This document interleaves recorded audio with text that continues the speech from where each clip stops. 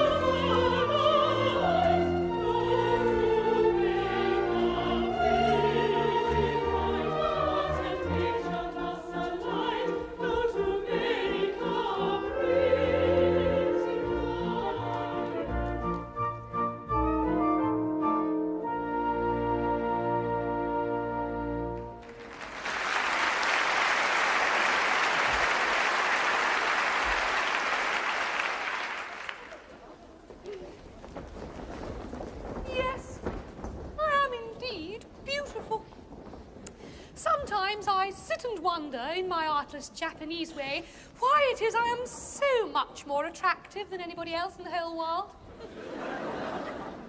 Can this be vanity? No. Nature is lovely and rejoices in her loveliness. I am a child of nature, and I take after my mother.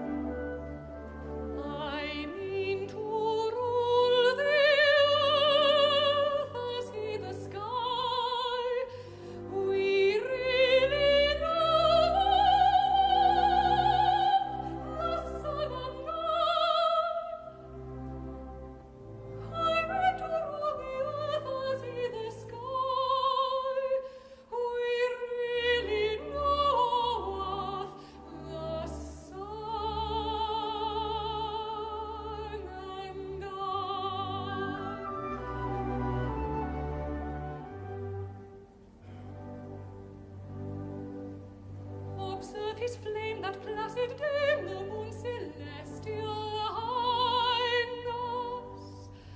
There's not a trace upon her face of diffidence or shyness.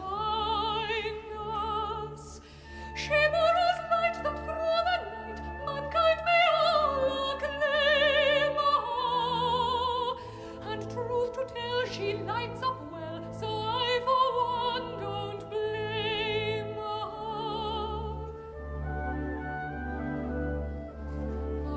Pray make no mistake, we are not shy. We're very wide awake, the moon and I. Pray make no mistake, we are not shy. We're very wide awake, the moon and I.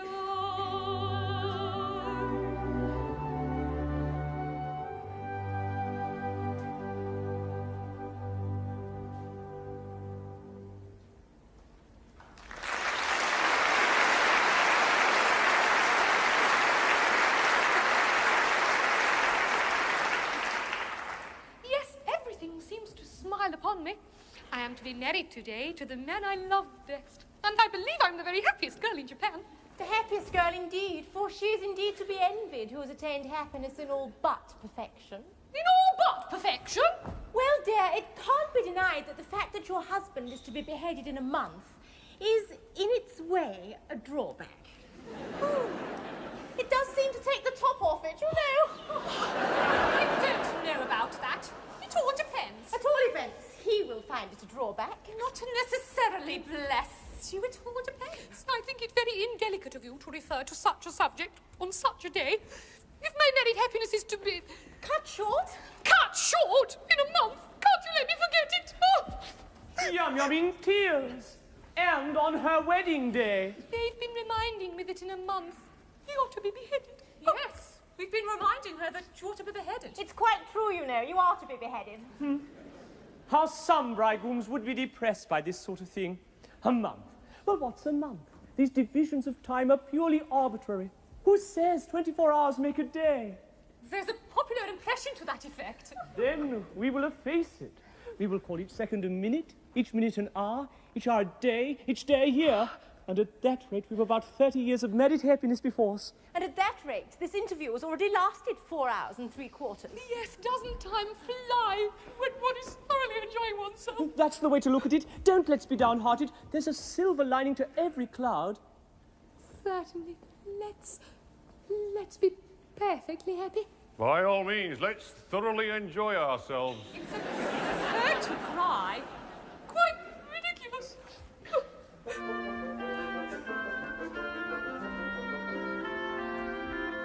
Brightly dawns our wedding day. Joyous are we, give thee greeting, with our heart now fleeting. Fickle moment, prithee stay. Fickle moment, prithee stay. What though mortal joys befallow? Pleasures come if sorrows follow. Though the tocsin sound their own, though the tocsin sound their own, songs their own. Ding dong, ding dong. Yet until the shadows fall and go, sing a merry madrigal, sing a merry madrigal, la la la la la la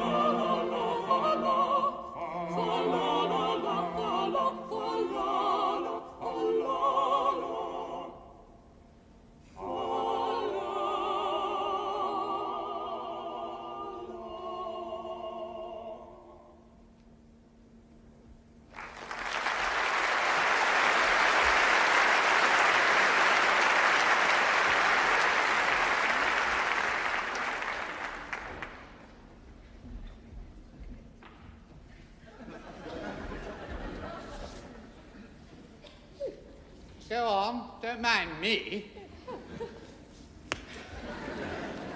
I'm afraid we're distressing you. No, I suppose I must learn to get used to it. Only please, do it by degrees. Begin by putting your arm round her waist. Let me get used to that first. There. Oh, wouldn't you like to retire? It must pain you to see us so affectionate together.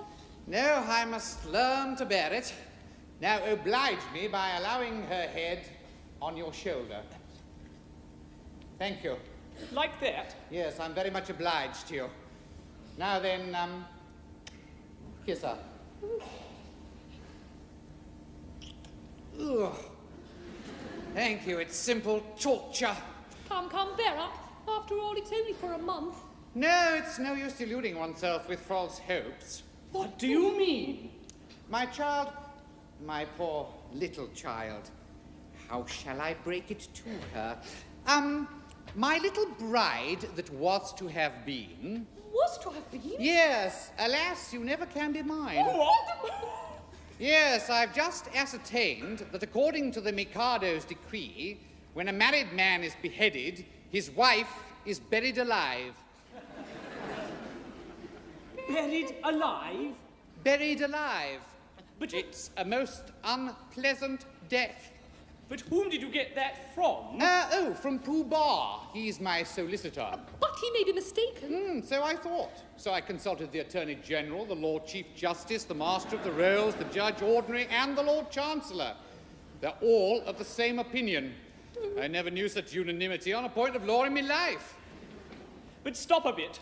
This law has never been put into force. Ah, not yet. You see, flirting is the only crime punishable by decapitation, and married men never flirt. Of course they don't. I quite forgot that. Well, I suppose I may take it that my dream of happiness is at an end. Darling, I don't want to appear selfish, and I love you with all my heart. I don't suppose I shall ever love anybody else half as much. But when I agreed to marry you, I had no idea I should have to be buried alive in a month. Nor I. It's the very first I've heard of it. But it makes a difference, doesn't it? It does make a difference, of course. You see, buried alive, well, it's such a stuffy death. I call it a beast of a death. You see my difficulty, don't you? Yes, and I see my own. If I insist on you carrying out your promise, I doom you to a hideous death. If I release you, you marry Coco at once. Here's how you do. If I marry you, when your time has come to perish, then the maiden whom you cherish must be slaughtered too. Here's how you do. Here's how you do. Here's a pretty mess. In a month or less, I must die without a wedding. Let the bitter tears I'm shedding witness my distress. Here's a pretty mess. Here's a pretty mess. Here's the state of things. To her life she clings. Matrimonial devotion doesn't seem to suit her notion. Burial it brings. Here's the state of things. Here's the state of things. With a passion that's intense I worship and adore, but the laws of common sense we oughtn't to ignore. If what he says is true, 'tis death to marry you. Here's a pretty state of things, here's a pretty how to do. Here's a pretty state of things, a pretty state of things. Here's how you do. Here's a hundred. Here's how to do. For if what he says is true, I cannot marry you. Here's the pretty, pretty state of things. Here's a pretty how do you do.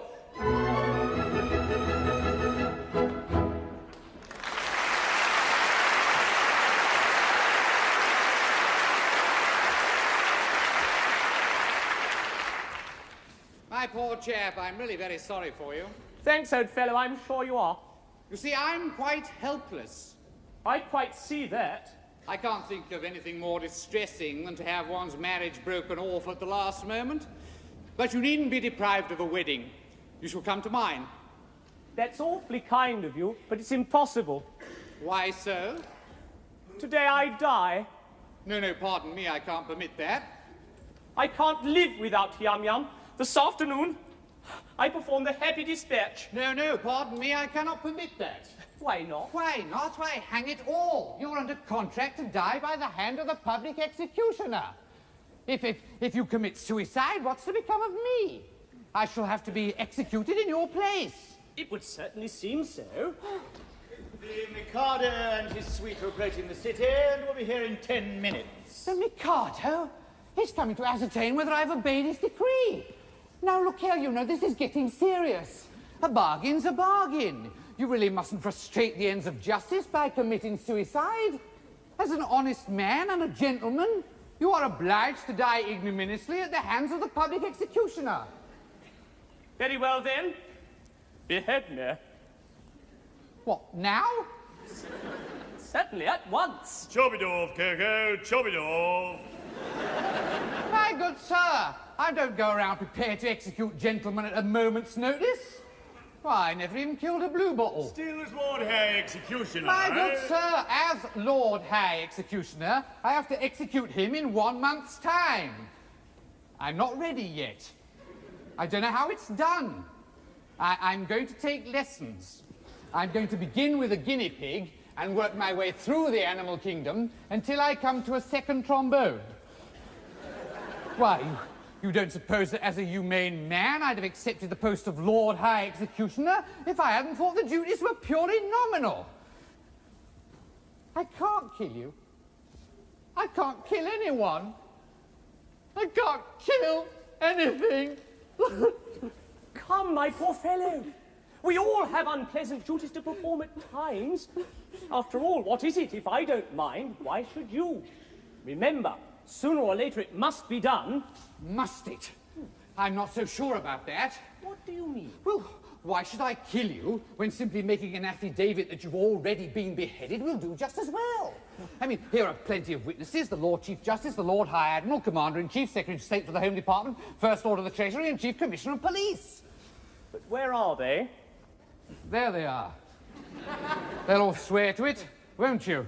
Am I to understand that all of us high officers of state are required to perjure ourselves to ensure your safety? Why not? You'll be grossly insulted, as usual. Will the insult be cash down or at a date? It will be a ready money insult. Well, it will be a useful discipline. Very good, choose your fiction and I'll endorse it. Family pride. How do you like that, my buck? But I tell you, life without yum-yum. Oh, yum-yum, yum-yum. Bother yum-yum. Yeah, Commissioner, go and fetch yum-yum. Now take yum-yum and marry yum-yum, only go away and don't come yum back here again. Ah, there she comes. Yeah. Yum-yum, Yes? are you particularly busy? Not particularly. Do you have 5 minutes to spare? Yes. Then go along with his grace, the Archbishop of Titipu, and he'll marry you at once. But if I'm to be married alone... Don't ask any questions. Do as I tell you. Titipu will explain it all. Just 1 minute. Not for worlds. Here comes the Mikado, no doubt to ascertain whether I have obeyed his decree. And if he finds you alive, I shall have the greatest deal of difficulty in persuading him I've already beheaded you. Close thing that, here he comes.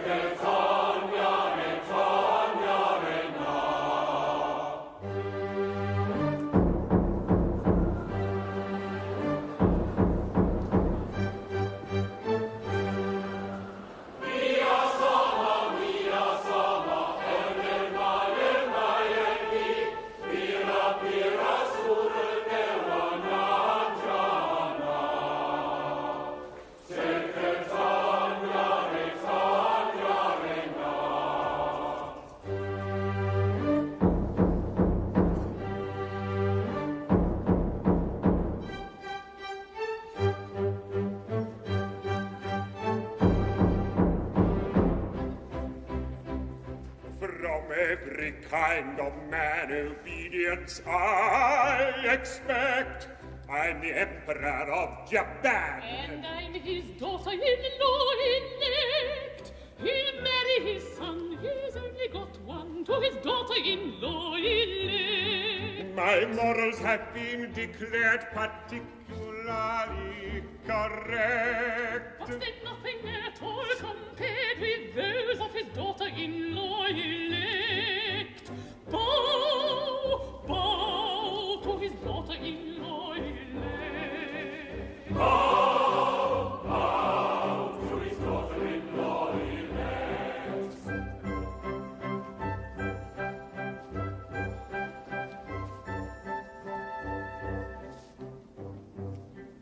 In a fatherly kind of way I govern each tribe and sect, all joyfully own my sway. Except his daughter-in-law elect, as tough as a bone with a will of her own, is his daughter-in-law elect. My nature is love and light, my freedom from all defect is insignificant quite compared to his daughter-in-law elect.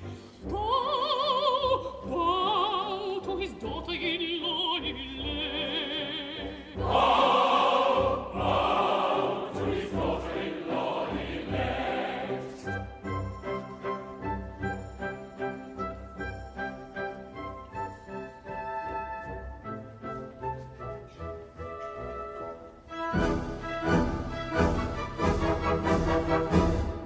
A more humane Mikado never did in Japan exist. To nobody's second, I'm certainly reckoned a true philanthropist.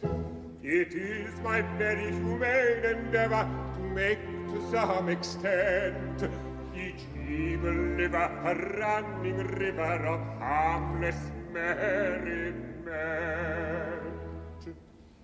My object all sublime I shall achieve in time, to let the punishment fit the crime, the punishment fit the crime, and make each prisoner pent, unwillingly represent a source of innocent merriment, of innocent merriment.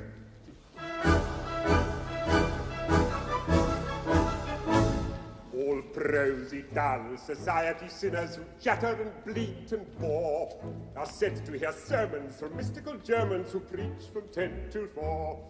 The abbot Atana, whose vocal villain is all desire to shirk, shall during all hours exhibit his powers to Madame Tussauds waxwork. The lady who dyes a chemical yellow or stains her grey hair puce, or pitches her figure, is painted with vigor and permanent blackberry juice.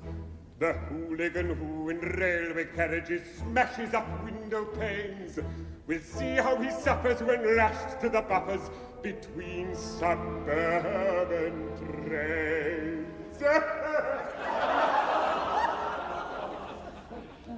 My object all sublime I shall achieve in time, to let the punishment fit the crime, the punishment fit the crime, and make each prisoner pent, unwillingly represent the source of innocent merriment, of innocent merriment. His object all sublime he will achieve in time, to let the punishment fit the crime, the punishment fit the crime, and make each prisoner pent, unwillingly represent a source of innocent merriment, of innocent merriment.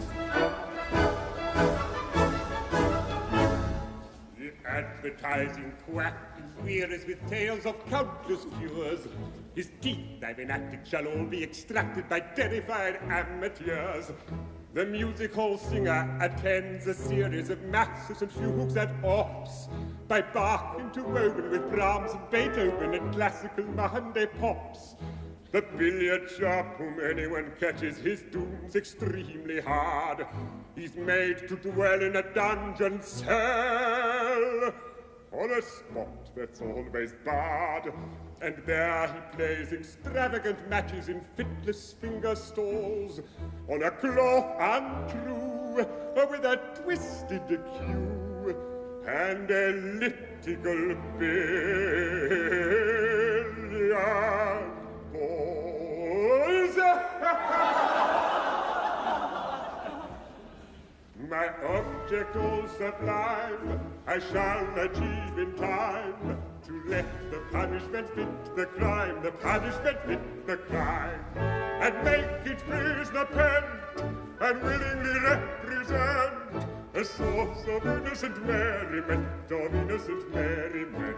His object all sublime he will achieve in time, to let the punishment fit the crime, the punishment fit the crime, and make his prisoner pent, unwillingly represent a source of innocent merriment, of innocent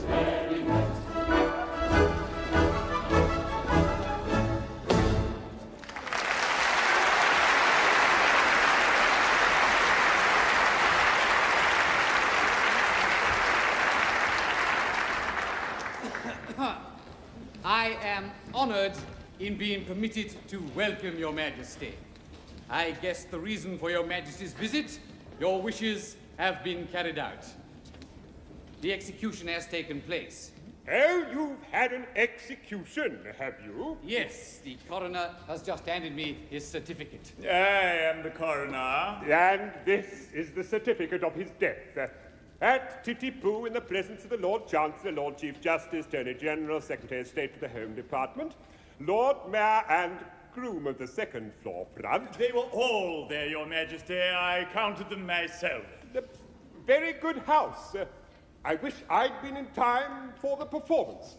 Oh, a tough fellow he was, too. A man of enormous strength. His struggles were really terrific.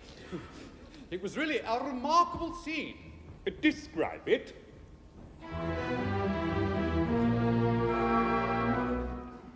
Oh. Well, the criminal cried as he dropped him down in a state of mild alarm. With a frightful, frantic, fearful frown, I bared my big right arm. I seized him by his little kiss curl, and on his knees fell he. As he squirmed and struggled and gurgled and guggled, I drew my snicker snee. My snicker snee. Oh, never shall I forget the cry or the shriek that shrieked he. As I gnashed my teeth when from its sheath I drew my snicker snee.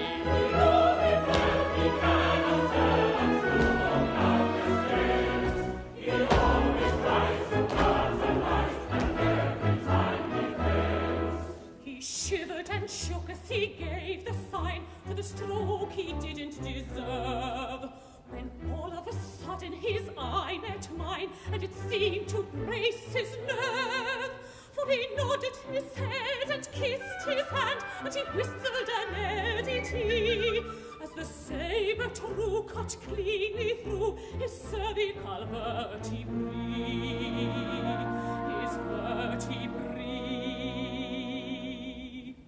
When a man's afraid, a beautiful maid is a cheering sight to see. And it's oh, I'm glad that moment sad was soothed my sight of me.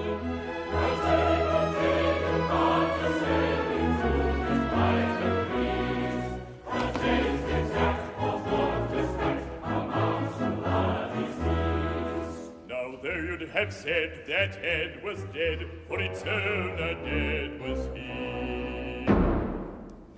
It stood on its neck with a smile well bred, and bowed 3 times to me. It was none of your impudent offhand nods, but as humble as could be. For it clearly knew the deference due to a man of pedigree. Of pedigree. And it's her I vow that deathly bow was a touching sight to see. Though trunkless, yet it couldn't forget the deference due to me. The sword in you mistakes the truth, my enemy finds his praise. And in his case we call to place exactly as he says. Exactly, exactly, exactly, exactly as he says.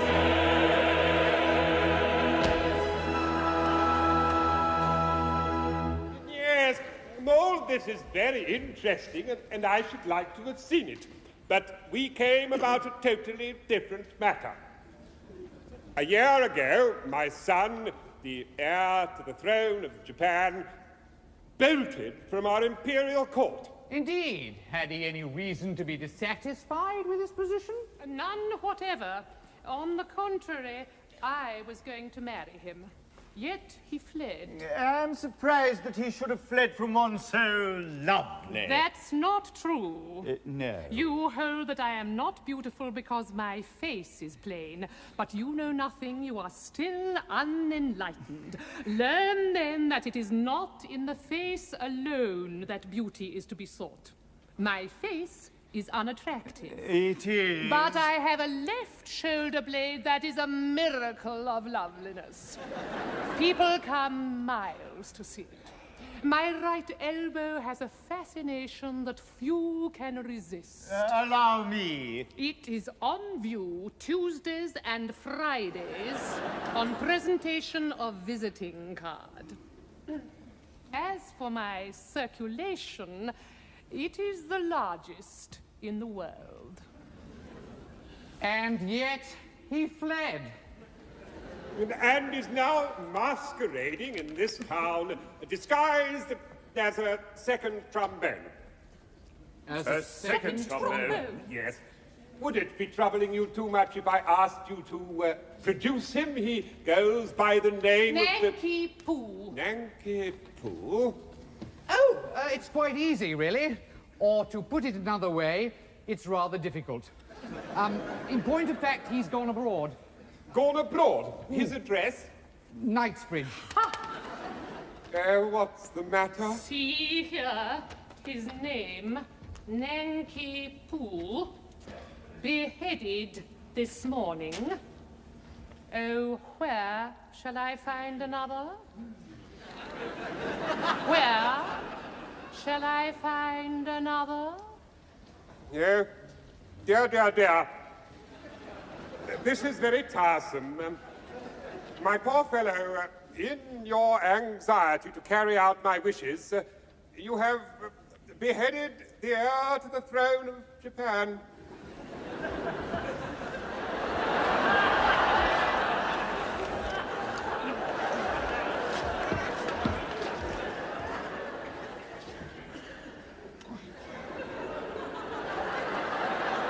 I beg to offer an unqualified apology. I desire to associate myself with that expression of regret. We really hadn't the least notion. Of course not. How could you? Come, my good fellow. Don't distress yourself. It was no fault of yours. If a man of exalted rank chooses to disguise himself as a second trombone, he must accept the consequences. It really distresses me to see you take on so. I've no doubt he thoroughly deserved all he got. Oh. We are infinitely obliged to your Majesty. Much obliged, Your Majesty. Very much obliged, Your Majesty. It's not a bit. Don't mention it. How could you tell? No, of course, we couldn't tell who the gentleman really was. It wasn't written on his forehead, you know. It might have been on his pocket handkerchief, but then Japanese don't carry pocket handkerchiefs. I forget the punishment for compassing the death of the heir apparent. Punishment? Yes. Something lingering with boiling oil in it, I fancy. Something of that sort. I think boiling oil occurs in it, but I'm not sure. I know it's something humorous, but lingering with either boiling oil or... Melted lead. Melted lead. Oh, come, don't fret. I'm not a bit angry. If your Majesty will accept our assurance, we had no idea that... Of course. I knew nothing about it. I wasn't there. That's the pathetic part of it. Unfortunately, the fool of an act says compassing the death of the heir apparent. There's not a word about a mistake. No. Or not knowing. No. Or having no notion. No. Or not being there. No. There should be, of course. Yes. But there isn't. That's the slovenly way in which these acts are always drawn. Yes. Never mind. Cheer up. It'll be all right. I'll have it altered. Next session. Now, let's see about your execution. Will after luncheon suit you? Can you wait until then? Oh, yes, we can wait till then. Then we'll make it after luncheon. I don't want any lunch. I'm really very sorry for you all, but it's an unjust world, and virtue is triumphant only in theatrical performances. See how the fates their gifts allot. For A is happy, B is not. Yet B is worthy, I dare say, of more prosperity than A. Is B more worthy? I should say he's worth a great deal more than A. For A is happy, oh so happy, laughing, jumping, making coffee, joyous every day. Happy, undeserving A. Joyous every day. Happy, undeserving A. If I were fortune, which I'm not, B should enjoy A's happy lot, and A should die in misery. That is, assuming I am B. But should A perish, that should D. Of course, assuming I am B. B should be happy, oh so happy, laughing, jumping, nectar, coughing, but condemned to die in his fear. Wretched meritorious B, but condemned to die in his fear. Wretched meritorious B.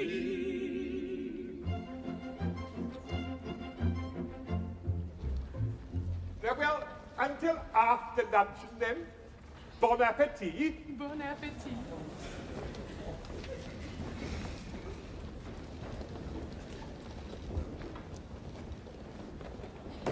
Well, here's another nice mess you've got us into.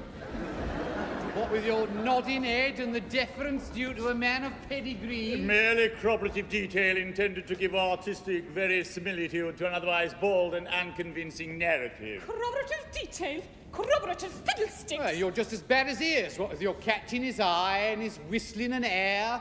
But it's so like you, isn't it? You must put in your oar. And how about your big right arm? Yes, and your snicker-sneak. Well, never mind about all that now. There's only one thing to be done. Nanky Poo hasn't left yet. He must come to life again at once. Here he comes. Yeah, Nanky Poo, I've got news for you. You've been reprieved. Oh, but it's too late. I'm a dead man and I'm off for my honeymoon. Nonsense. A terrible thing has just happened. It appears you're the son of the Mikado. Yes, but that happened some time ago. Why? Is this a time for airy persiflage? Your father is here and with Katisha. My father and with Katisha? Yes, he wants you particularly. So does she. Oh, but he's married now. My good girl, what's that got to do with it? Katisha claims me married, but I can't marry her because I'm married already. Consequently, she will insist upon my execution. And if I'm executed, my wife will have to be buried alive. You see our difficulty? Yes, I don't know what's to be done. There's one chance for you. If you could persuade Katisha to marry you, she will have no further claim on me. And in that case, I can come back to life without any fear of being put to death. I marry Katisha? I really think it's the only course. But my good girl, have you seen her? She's something appalling. Oh, that's only her face. She has a left shoulder blade people come miles to see. I'm told her right elbow is much admired by connoisseurs. My good sir, I decline to pin my heart on any lady's right elbow. It comes to this. While Katisha is single, I prefer to be a disembodied spirit. When Katisha is married, existence will be as welcome as the flowers in spring.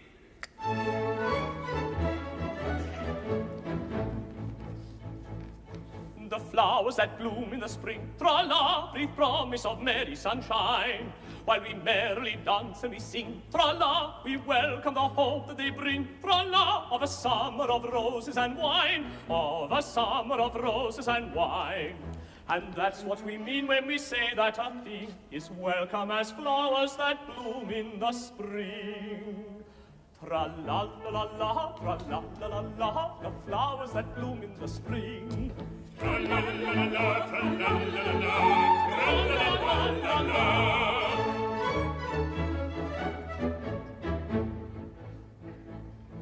The flowers that bloom in the spring, tra-la, have nothing to do with the case.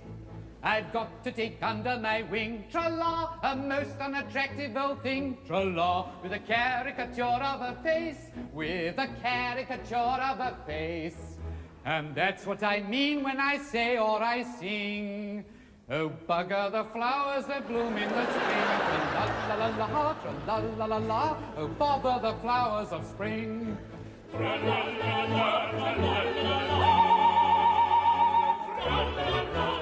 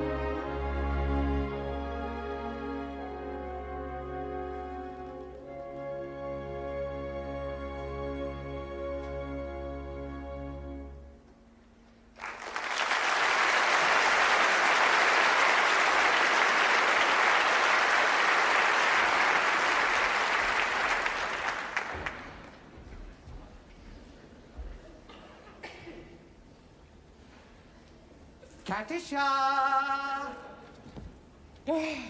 The miscreant who robbed me of my love. But vengeance pursues. They are heating the cauldron. Katisha, behold, a suppliant at your feet. Katisha, mercy. Mercy! Had you mercy on him? See here, you have slain my love. He did not love me, but he would have loved me in time. I am an acquired taste. Only the educated palate can appreciate me. I was educating his palate when he left me. Well, he is dead. And where shall I find another? It takes years to train a man to love me.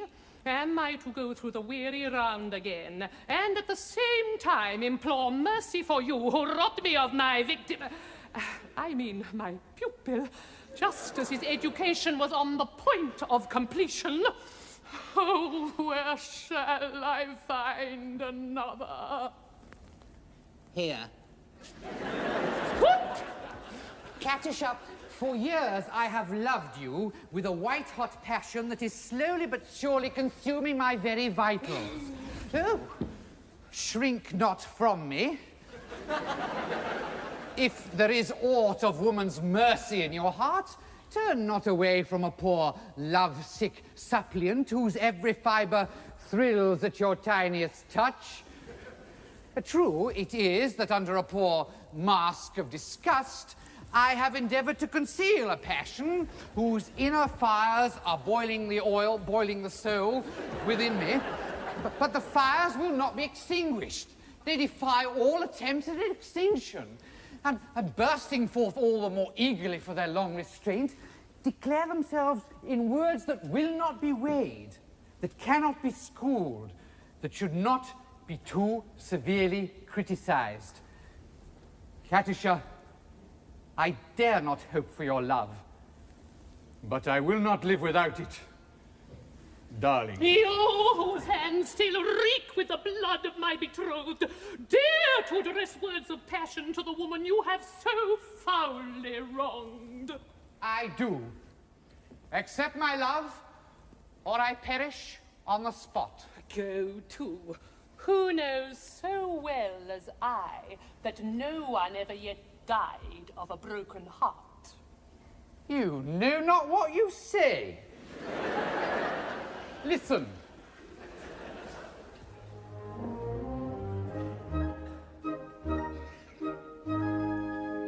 On a tree by a river, a little tomtit sang willow, tit, willow, tit, willow. And I said to him, Dicky bird, why do you sit singing willow, tit, willow, tit, willow? Is it weakness of intellect, body, I cried, or a rather tough worm in your little inside? Will you stop it? With a shake of his poor little head, he replied, oh, willow, tit, willow, tit, willow.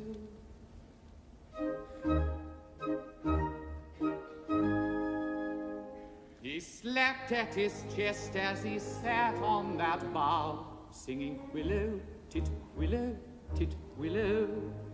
And a cold perspiration bespangled his brow.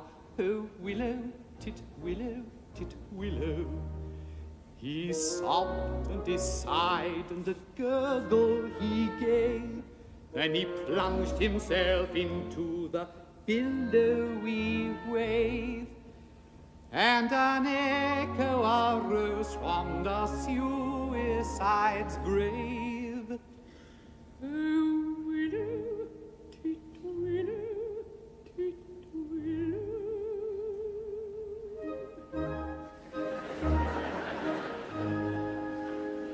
Now I feel just as sure as I'm sure that my name isn't Willow, tit, willow, tit, willow.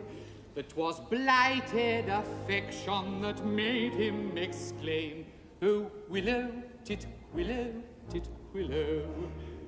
And if you remain callous and obdurate, I shall perish as he did, and you will know why. Though I probably shall not exclaim as I die, oh, willow, tit, willow, tit, willow.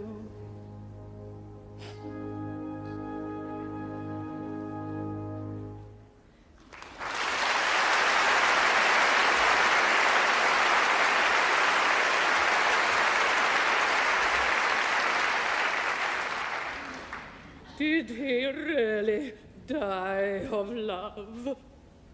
He really did, yeah.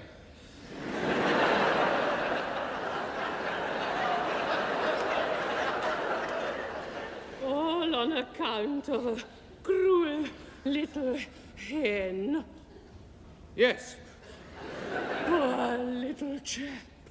Yes, it's a true tale and quite affecting. I knew the bird intimately. Did you? He must have been very fond of her. Oh, his devotion was something extraordinary. Poor little chap.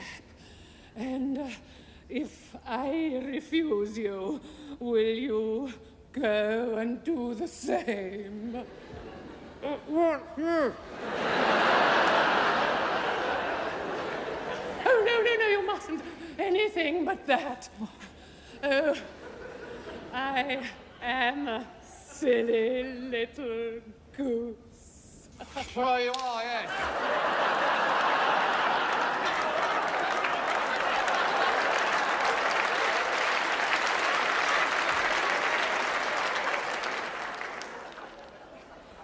And you won't hate me if I'm just a little teeny, weeny, wee bit bloodthirsty, will you? Hate you? Oh, Katisha. Is there not beauty even in bloodthirstiness? My idea. Exactly. There is beauty in the bellow of the blast. There is grandeur in the growling of the gale. There is eloquent appalling when the lion is a-roaring and the tiger is a-lashing of his tail. Yes, I like to see a tiger from the Congo or the Niger, and especially when lashing of his tail. Volcanoes have a splendor that is grim, and earthquakes only terrify the dolts. But to him who's scientific, there is nothing that's terrific in the falling of a flight of thunderbolts. Yes, in spite of all my meekness, if I have a little weakness, it's a passion for a flight of thunderbolts. If that is so, sing Daddy down, Daddy, it's evident very our tastes are one. Away we'll go, and merrily marry, nor tardily tarry till day is done.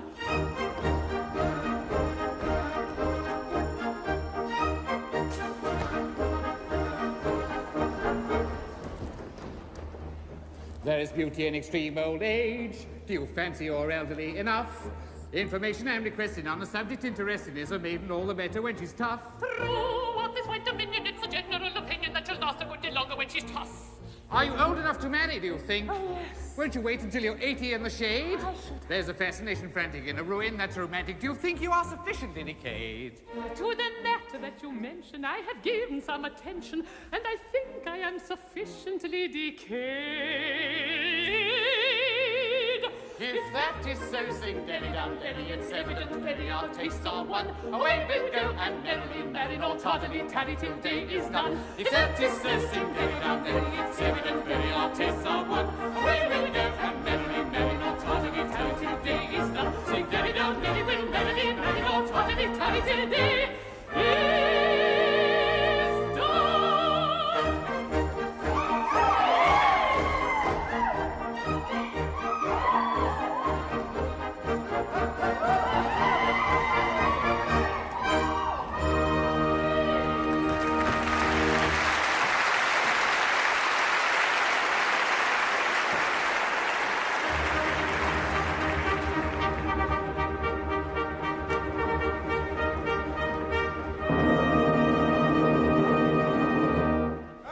We've had a capital lunch, and we're all quite ready. Have all the painful preparations been made? Your Majesty, all is prepared. Then produce the unfortunate gentleman and his two well-meaning but misguided accomplices. No sooner said than done, sir, for here they are.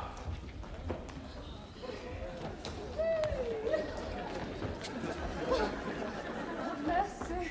Mercy for Coco. Mercy for Pity Sing. Mercy even for Pooh Bah. I beg your pardon, I don't think I quite caught that remark. Mercy, even for Pooh Bah.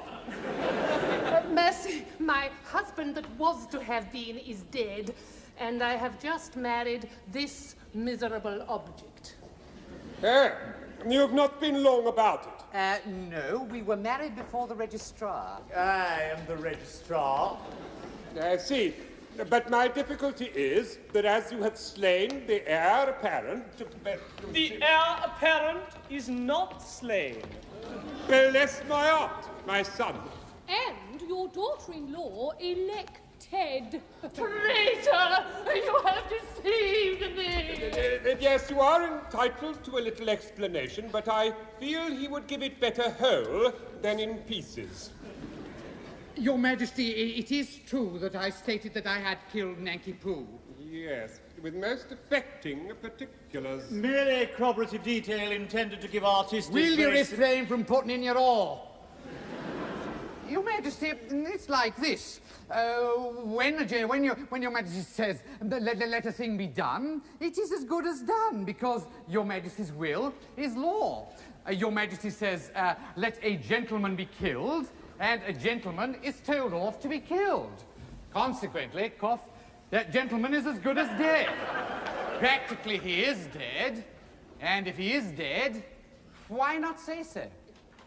I see. Nothing could possibly be more satisfactory. For he's gone and married Yum Yum. Your anger pray bury, for all will be merry. I think you had better succumb. And join our expressions of glee. On this subject, I pray you be dumb. Your notions, though many, are not worth a penny. The word for your guidance is mum. You've a very good bargain in me. On this subject we pray be dumb. We think you had better succumb. You'll find there are many who went for a penny, who went for a penny. There are lots of good fish in the sea. There are lots of good fish in the sea. There's lots of good fish in the sea. There's lots of good fish in the sea. The threatened cloud has passed away. Shines the dawn again. Though the night may come too soon. Refuse of afternoon. Then let the throng joy advance with loving song. Then let the throng joy advance with loving song.